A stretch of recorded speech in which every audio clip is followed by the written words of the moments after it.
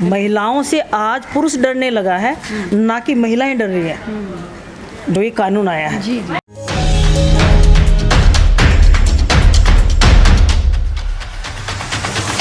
इस कार्यक्रम के प्रायोजक हैं Bharat test house private limited, Aaramya jewels, eternal solution, Mahila Mandal Punjabi बाग।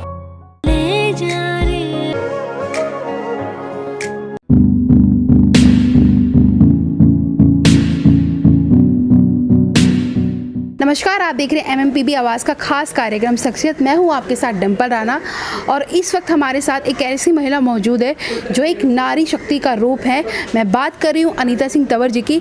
आइए उनका स्वागत करते हैं। मैम, सबसे पहले आपका हमारे प्रोग्राम में बहुत बहुत स्वागत है। Thank you. मैम, सबसे पहले मैं आपसे आपके सफ़र की शुरुआत जानना चाहूँगी, क्योंकि आपके क्षेत्र में एक बहुत बड़ा नाम है कि आप समस्याओं को सुलझाने में लगी रहती है।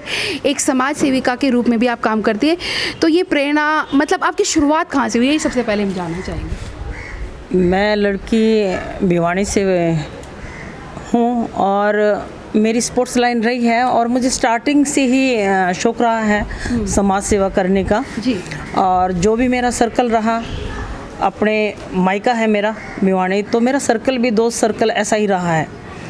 तो शुरू से मुझे ये था कि मैं समाज में जितना अच्छा कर सकूं उतना मैं समाज सेवा करूं। और मैं जब नेशनल रही हूं, उसके बाद शादी हो गई। शादी के बाद भी मुझे ये लगा रहता था कि मैं हमेशा ही समाज में कैसे करूं। उसके बाद मेरे फादर इन लॉ है, वो 45 साल से सरपंच हैं, तो हमने अपने घर में भी समाज सेवा देखी है, ससुराल में भी देखी है, तो उससे हमें प्रेरणा मिलती रही है। तो महिलाओं को एक अंदर से दबा के रखा जाता था, तो मैं ये सोचती थी कैसे निकला जाए। जी, तो आपका वहीं से एक आइडिया, मतलब आप आई इस फील्ड में? जी बिल्कुल। मैम, मैंने सुना है कि आप बहुत सारे संगठनों से जुड़ी हैं और एक सेवा करती रहती हैं आप। तो ये आप कितने सारे संगठनों से जुड़े, आप बताएं हमें एक बार। मैं अपने राजपूत संगठनों से काफ़ी संगठनों 10-12 संगठनों से जुड़ी हुई हूँ और सभी भाइयों के साथ मैं हमेशा कंधे से कंधा मिला के चलती हूँ। जी। और जहाँ भी मुझे लगता है कि मेरी ज़रूरत है तो वह मैं हमेशा सच के साथ खड़ी रहती हूँ। चाहे वो किसी भी समाज की महिला है, ये नहीं कि एक राजपूत समाज से ही है, वो किसी भी समाज से हैं, तो उनके साथ मैं हमेशा खड़ी रहती हूँ। जी। मैम, मैं आपसे जानना चाहूँगी, जैसे हर किसी का एक आदर्श होता है, किसी से इंस्पिरेशन मिलती है, गाइडलाइन मिलती है। आप अपना आदर्श किसे मानते हैं अपने परिवार में? मेरे भाई को मानती हूँ मैं, जो फ़िलहाल इस दुनिया में नहीं रहे, और उन्हीं को मैं प्रेरणा मानती थी। मेरे स्पोर्ट्स में भी वही साथ देते थे और हमेशा उन्होंने मुझे आगे बढ़ने के लिए प्रेरणा दी, क्योंकि पहले बहुत पर्दा होता था, बाहर नहीं निकलने देते थे। तो लेकिन मेरा भाई हमेशा मेरे साथ रहता था और आप आगे बढ़िए, मैं साथ में हूँ, आप आगे बढ़िए, मैं साथ में हूँ, तो उससे मुझे प्रेरणा मिलती रहती थी। मैम, इस वक्त दिल्ली में MCD चुनाव का माहौल चल रहा है, तो इसको लेकर आप क्या कहना चाहेंगे? मेरे पास पार्टियों के ऑफ़र आ रहे हैं, लेकिन व्यक्तिगत सबका मैं सम्मान करती हूँ और मैं बिल्कुल चुनाव लड़ना चाहती हूँ और लड़ूंगी भी और जीतूंगी भी। पर मैं अपने भाइयों से एक राय रखूँगी, जो मेरे भाई अपने साथ जुड़े हुए हैं, और उसके बाद कोई डिसीजन लूँगी मैं कि कौन सी पार्टी से मुझे इलेक्शन लड़ना है या व्यक्तिगत लड़ना है। या व्यक्तिगत लड़ना। यस। तो मैम, मुझे ये बताइए, अच्छे निगम पार्षद में क्या खूबियाँ होनी चाहिए? निगम पार्षद में अपनी ये खूबी होनी चाहिए कि अपने जो एरिया से है, दुखी महिला है या पुरुष है या कोई भी व्यक्तिगत कोई चीज़ सामने आती है, उसका हल निकले। रोड ख़राब है, नालियों का है, पार्कों का है, MCD के जितने पार्क हैं, अभी कुछ हैं, कुछ अच्छे बन गए हैं, कुछ नहीं, कुछ सड़कें अभी भी हमारी वैसे ही पड़ी हुई हैं। तो मेरा ये मानना है कि पहले हमें अपने जहाँ से हम पार्षद चुन के आते हैं, तो अपने उसी एरिया को साफ़ सुथरा और दुखियों की आवाज़ बने और उनका समाधान निकालें।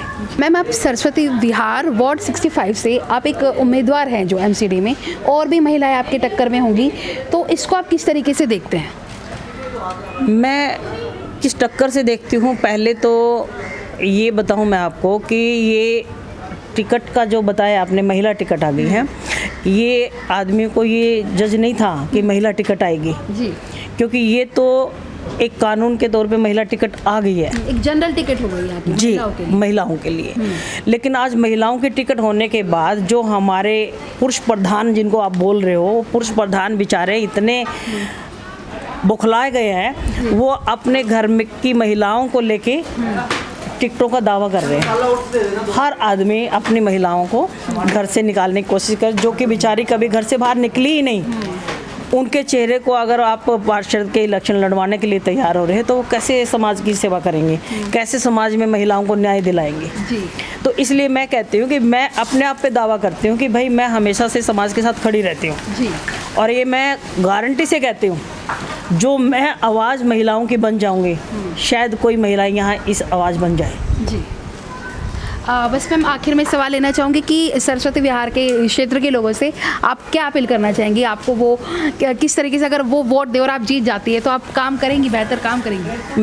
मैं महिलाओं के सबसे पहले मैं महिलाओं को सपोर्ट बिल्कुल करूँगी, जो कि महिलाएं अपने बेचारे घर से नहीं निकल पाती हैं या अपना हक नहीं रख सकती हैं जायज़। जी।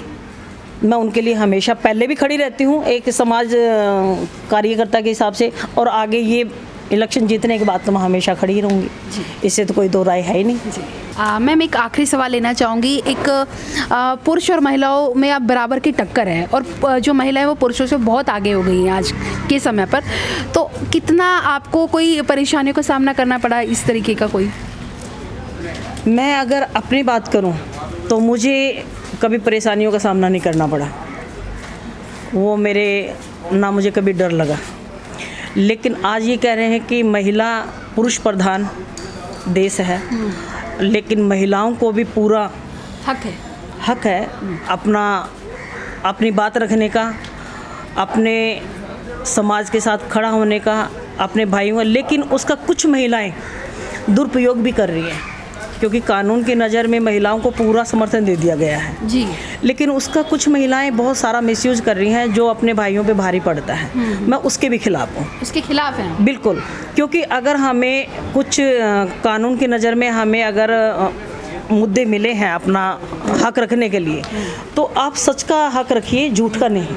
बिल्कुल। क्योंकि मैं सच के साथ चलती हूँ। लेकिन आज हमें महिला प्रधान बना तो दिया, पुरुष प्रधान, लेकिन पूरा हक नहीं दिया। अभी भी पीछे हैं, अभी भी पीछे। सभी मेरी तरह नहीं है कि भाई हाँ लड़के हमने हक लेना है या लड़के जाना है, नहीं। क्योंकि झूठ की लड़ाई ज़्यादा है, सच की कम है। सच की कम है जी। मैम कुछ महिलाएं जो दुरुपयोग करती हैं उनके लिए क्या मैसेज देना चाहते हैं आप? उनका मैसेज मैं ये देना चाहती हूँ कि वो अपना दुरुपयोग ना करें, क्योंकि भाइयों ने अगर आपको सम्मान दिया है, बाहर निकलने का हमें एक बराबरी का हक मिला है, तो उसको आप सच के साथ चलिए। पुरुष प्रधान को आप इतना परेशान कर दिया है घरों में, मैं देखती हूँ जी, जो मिसयूज हो रहा है, वो बेचारे डरे हुए हैं। महिलाओं से आज पुरुष डरने लगा है, ना कि महिलाएं डर रही है, जो ये कानून आया है। जी जी। लेकिन उस कानून का उतना ही फ़ायदा उठाएं जितना हमें दिया गया है। बिल्कुल। मैम बस ये मेरा मानना है। ये आपका मानना है। आप देख रहे थे हमारा खास प्रोग्राम शख्सियत, बने रहे हमारे साथ MMPB आवाज़ पर।